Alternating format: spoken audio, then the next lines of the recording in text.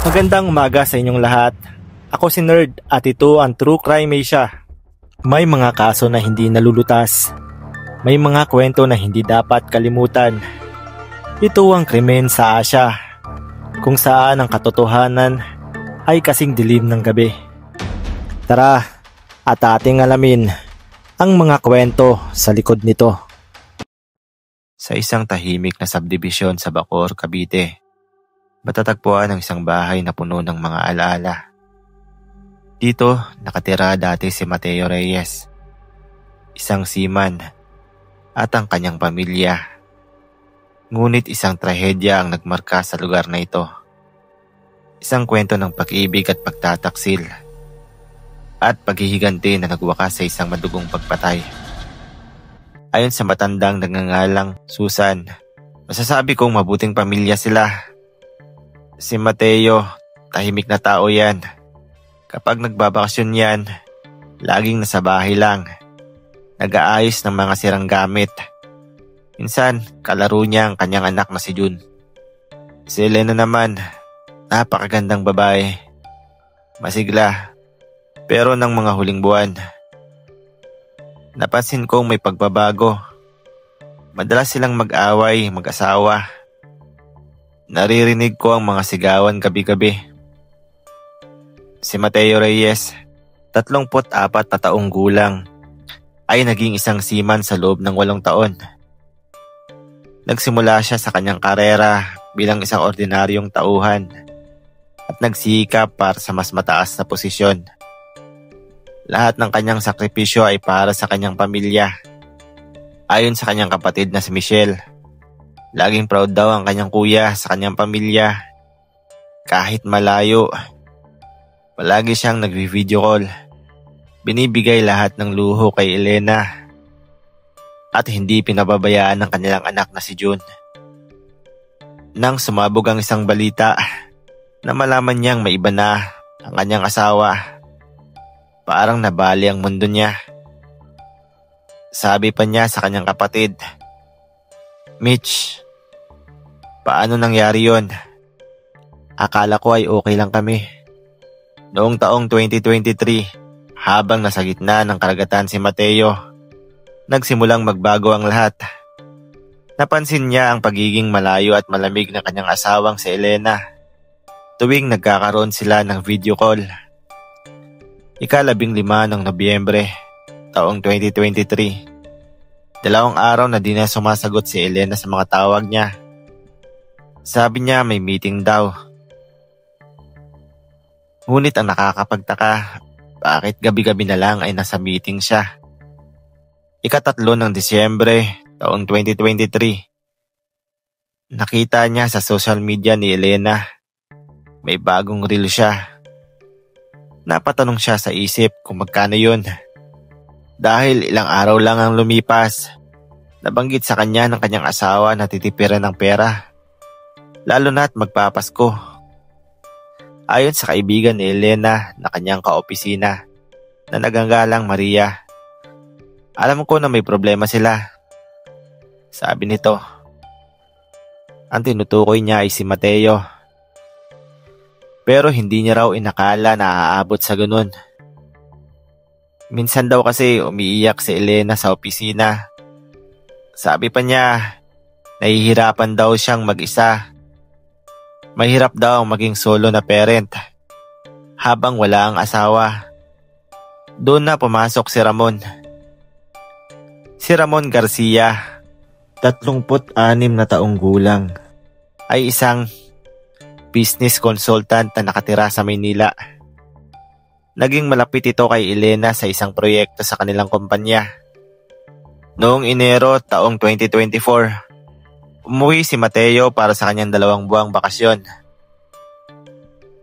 Doon niya lubos na naramdaman ang pagbabago ng asawa. Ayon kay Lisa na kapatid ni Elena, sinabihan niya si Elena na mag-iingat. Alam niya ang patungkol sa relasyon ng dalawa, pero pinagsabihan niya raw ang kanyang kapatid na asawa niya na si Mateo at may anak sila. Pero hindi nakinig ito. Sabi niya, mas nararamdaman daw ni Elena ang totoong pagmamahal kay Ramon. Ika-28 ng Enero taong 2024, sinabi ni Mateo na mga oras na yon ay may tumawag kay Elena. Bigla siyang lumabas at kinausap ito ng mahigit 1 oras. Nang bumalik daw si Elena, tinanong niya kung sino yung tumawag. Sinabi ni Elena na kaopisina lamang niya ito. Pero doon na lalong lumaki ang pagdududa ni Mateo. Ika-5 ng Pebrero taong 2024, nakita ko ang resibo ng hotel sa bag niya, sabi ni Mateo. 2 gabi bago ako umuwi. Napatanong siya sa kanyang sarili kung sino yung kasama nito. Noong ika-14 ng Pebrero, araw ng mga puso, naganap ang malaking away ni Mateo at Elena.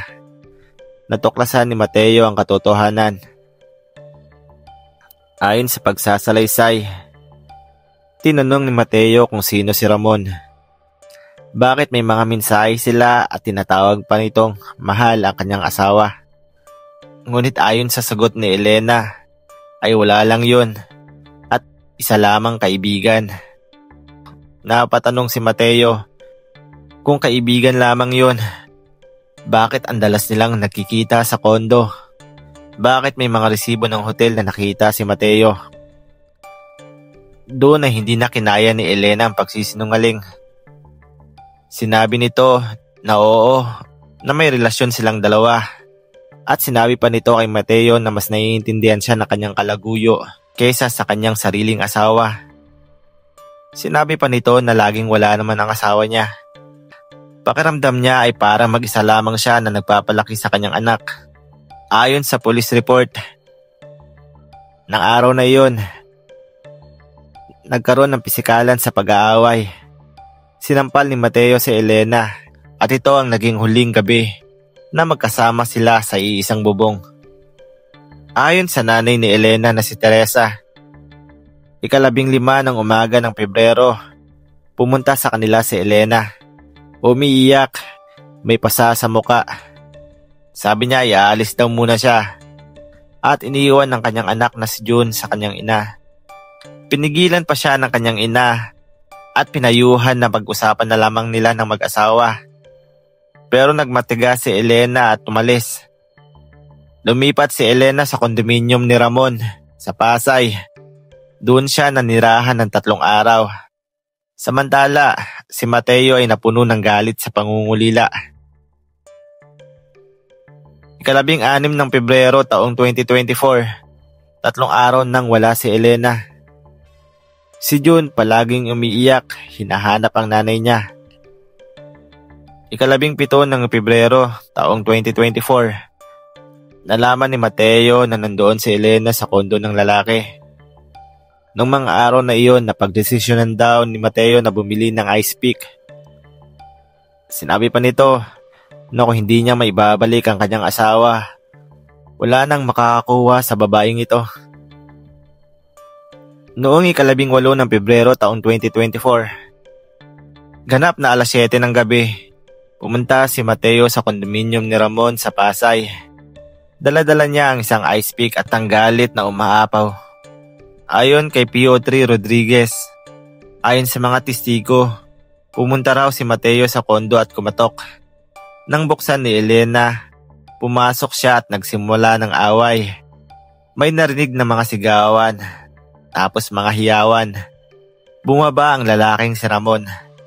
Takot na takot ito, may tama ng ice pick sa kanyang balikat. Nang dumating ang mga pulis at pumasok sa crime scene, natagpuan nila si Elena na nakahandusay sa sahig. Wala na itong buhay. Ayon sa autopsy, may 16 na saksak sa katawan. Si Mateo ay nakaupo sa tabi ng bangkay, hawak ang isang ice pick. Wala sa sarili at umiiyak. Ayon sa testigo na security guard, nakita niya raw si Mateo na pumasok. Mukhang galit na galit. Maya-maya, may narinig siyang mga sigawan. Bumaba yung lalaki duguan. Bumaba ako para tumawag ng pulis. Nang bumalik kami, patay na ang babae. Dinala si Mateo sa Pasay City Jail at kinasuhan ng murder. Ang kanyang kaso ay isa sa pinag-usapan sa kaso ng 2024. Ayon sa prosecutor, malinaw na premeditated ang krimen. Bumili siya ng ice pick, pumunta sa kondo at pinatay ang kanyang asawa. Ayon naman sa defense lawyer ni Mateo, si Mateo ay isang taong nag-breakdown dahil sa matinding emosyon. Nawalan siya ng kontrol dahil sa pagtataksil at pag-abandona ng kanyang asawa. Dapat raw na isalang-alang ang kanyang kalagayan. Sa loob ng 4 na buwan ng paglilitis, iba't ibang ebidensya ang hinarap, kabilang na mga text message, social media conversations, at ang testimonya ng mga testigo. Ayon kay Mateo, alam niya raw na mali ang ginawa niya, pero nang makita niyang mas masaya ang kanyang asawa sa iba, parang nawala siya sa sarili. Hindi niya lubos maisip kung paano siya pinagpalit ng kanyang asawa at iniwan na lang din ng basta-basta ang kanilang anak. Hanggang ngayon daw ay ito pa rin ang katanungan sa kanyang isip. Noong 15 ng Hunyo taong 2024, inanunsyo ang hatol na kaso ni Mateo Reyes sa makasaysayang hatol ng Pasay Regional Trial Court. Si Mateo Reyes ay nahatulang guilty ng crime of homicide at nakulong ng hanggang 20 taon.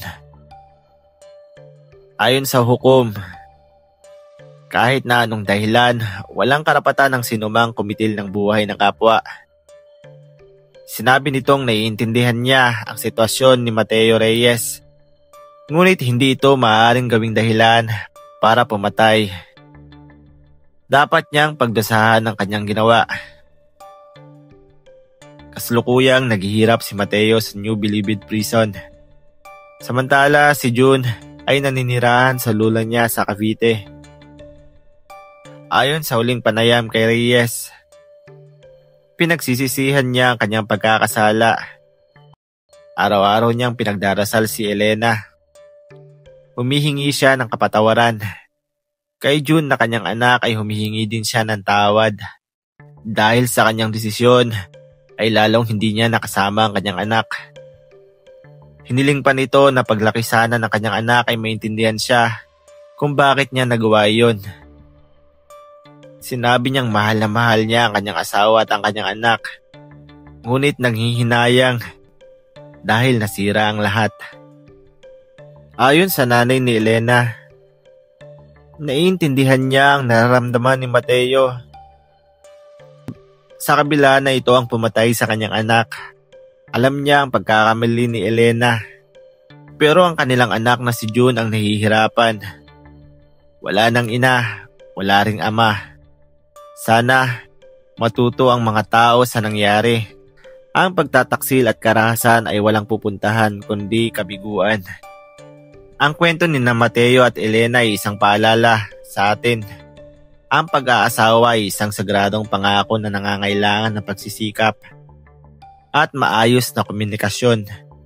Kapag may mga problema, ang karahasan ay hindi sagot at ang pagtataksil, kahit gaano man kabigat ang dahilan, ay maaaring magdulot ng mga sugat na hindi madaling maghilom. Salamat sa inyong panunood. Kung iyong nagustuhan ang video na to, mag-subscribe na para sa mga susunod na mga True Crime Asia stories. See you sa aking next video.